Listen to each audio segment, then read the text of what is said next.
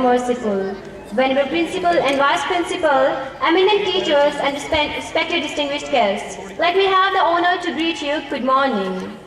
My today's topic is somewhat complex, a bit controversial, but a very crucial issue to confer upon.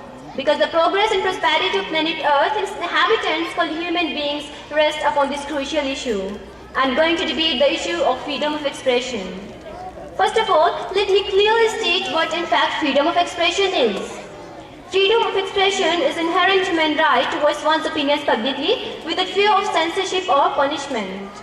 The International Covenant on Civil and Political Rights recognizes the right of expression as the right to hold opinions without interference. A key document in French Revolution states this right as the free communication of ideas and opinions is one of the most precious of the rights of man. Human being is different and superior than other creatures because he is given the ability to think, meditate, decide about right and wrong, and ultimately share and discuss those conclusions with his fellow beings. But what a pity! Modern world no doubt recognizes man's right of freedom of expression, but in practical terms, man is nowhere free to express his heartfelt desires.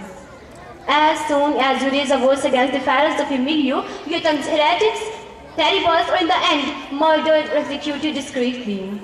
Isn't it horrible, horrendous, and detestable to stifle a man's voice? I strongly believe it is. Respected guests, it is. Since prehistoric times, man has been in the habit of expressing freedom of expression.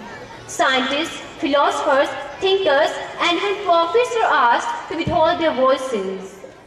This trend lingers on in the sophisticated modern world that only pretends to give freedom of expression to its individuals. But human beings by now must try to realize the significance of this freedom. Benjamin Cardozo, a great thinker, said, "Freedom of expression is the matrix. Freedom of expression is the matrix, the indispensable condition of nearly every other form of freedom." Ladies and gentlemen, freedom of expression is indispensable for the prosperity of every nation present on the face of earth. Here I want to ask a question from you, that how can you even think of achieving progress without giving the thinkers an opportunity to feed the mind of the new generation to put forward new ideas and directions? My dear fellows, freedom of expression is the only way through which we can achieve the ideals of progress, both economic and democratic. Alvin Toffler quotes, "Like education, freedom of expression is a precondition for economic competitiveness." It is true that sometimes we despise what other people say about an issue, but diversity of opinion is necessary in order to prove the truthfulness of an argument. So tolerance is a precondition for giving everyone a right to speak freely. Albert Einstein once propagated this cause and stated, "Laws alone cannot secure the freedom of expression. Laws alone cannot secure the freedom of expression. There must be a spirit of tolerance in the entire population." It strongly asserts that patience and tolerance is what you all need to give freedom of expression.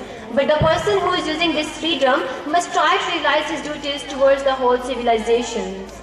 He must avoid insulting and hurting the beliefs of other castes, creeds, nations, religions, as well as parties. Freedom of expression does not allow you to harm other individuals or groups' dignity or ideologies. Respected audience, true in fact. 2 years ago, the world happened to face a controversy caused by the publications of blasphemous and defamatory caricatures that is of course a matter of great regret. But anyhow, I do agree with Kofi Annan who said in this, "I also respect the right of freedom of expression. I also respect the right of freedom of expression, but of course, freedom of speech is never absolute." Thank you very much.